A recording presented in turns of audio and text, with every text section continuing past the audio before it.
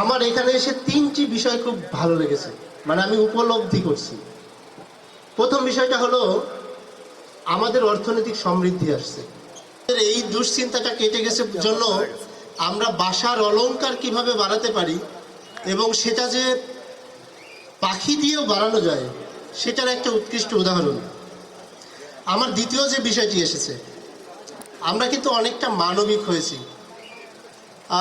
OC মহোদয় যেটা বললো, আমি এটা আগে থেকে জানতাম, কিন্তু আজকে একেবারে পোর্টেবল যে এক্স রে বা আপনার ইসিজি মেশিন, আমার গবাদি পশুর যে চিকিৎসা হয়, একসময় আপনারা ছোটবেলায় হয়তো অনেকেই দেখেছেন, আমি নিজেও দেখেছি, গবাদি পশুর চিকিৎসা হতো না, কোনো কিছু হলেই সেটা মারা যেত, মাঠে ফেলে রেখে আসা হতো, সেটা শকুনে খেত। এটা মনে হয় অনেকেই দেখেছেন। কিন্তু এখন আমাদের চিকিৎসার অভাবে গবাদি পশু মারা যায়, এরকম সম্ভাবনা খুবই কম। আমরা যেরকম মানুষের ক্ষেত্রেও মানবিক হয়েছি, গবাদি পশুর ক্ষেত্রেও কোনো অসুস্থতা হলে আমরা নিকটবর্তী ডাক্তারকে ডাকি, প্রাণী সম্পদ অফিসে যোগাযোগ করি, তাদের মাধ্যমে সেবা প্রদান করি।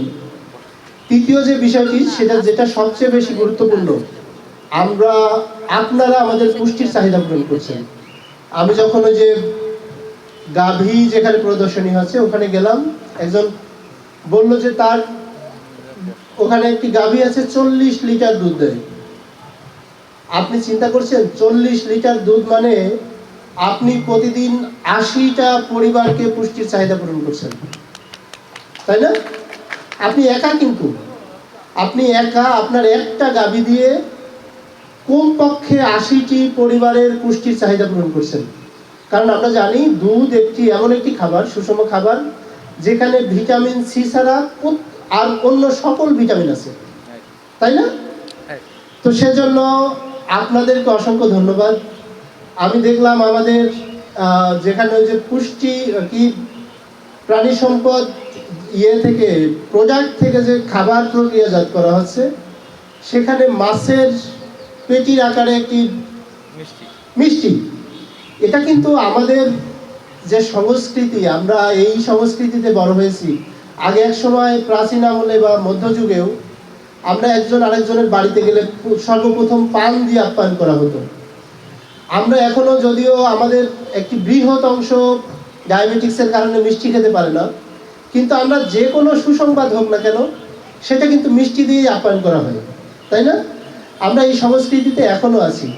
তো এই আমাদের মিষ্টিগুলো যে এত সুন্দরভাবে উপস্থাপন করা যায়, এটাও কিন্তু আমাদের সক্ষমতারই একটি অংশ।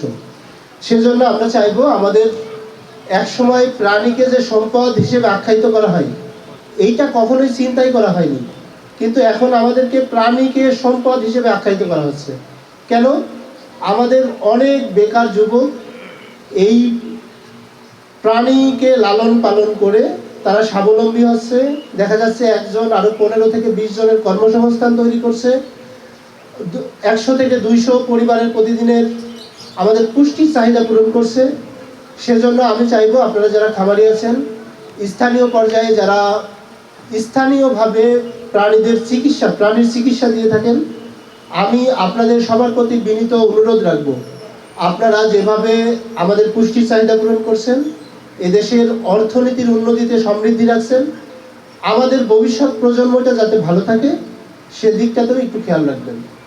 আপনার যে দুধটা আসতেছে প্রাণীতে গাভী থেকে, সেই দুধটা আসলেই আমার বা আপনার ভবিষ্যৎ প্রজন্মকে খাওয়ালে সেটা যেন আমাদের ক্ষতি না হয়, সেটার দিকে লক্ষ্য রাখবেন।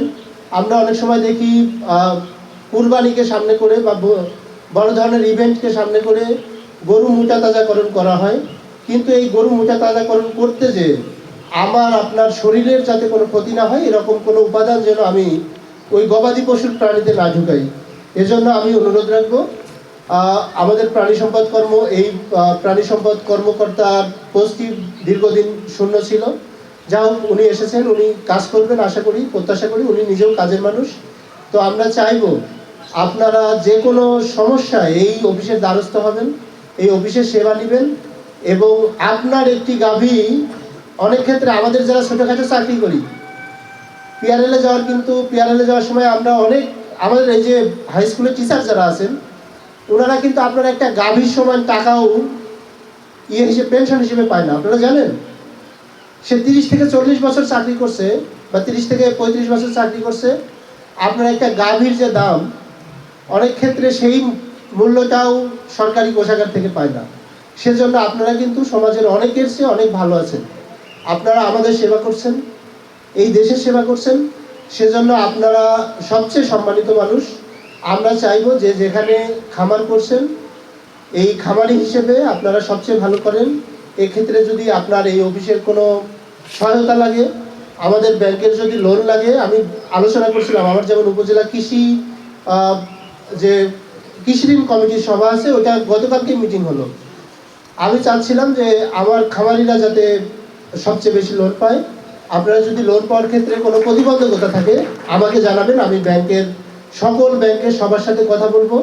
আমার খামারিরা যাতে সবচেয়ে সহজলভ্য উপায়ে লোন পায় এবং তারা যাতে খামারকে ভালো রাখতে পারে এবং আপনাদের যে কোনো বিপদের জন্য আমরা কাজে লাগতে পারি এবং আপনারা দেশের উন্নতিতে সমৃদ্ধিতে ভূমিকা রাখেন, এই প্রত্যাশা রেখে এই আয়োজন কর্তৃপক্ষকে ধন্যবাদ জানিয়ে আমার বক্তব্য এখানে শেষ করছি। আসসালামু আলাইকুম।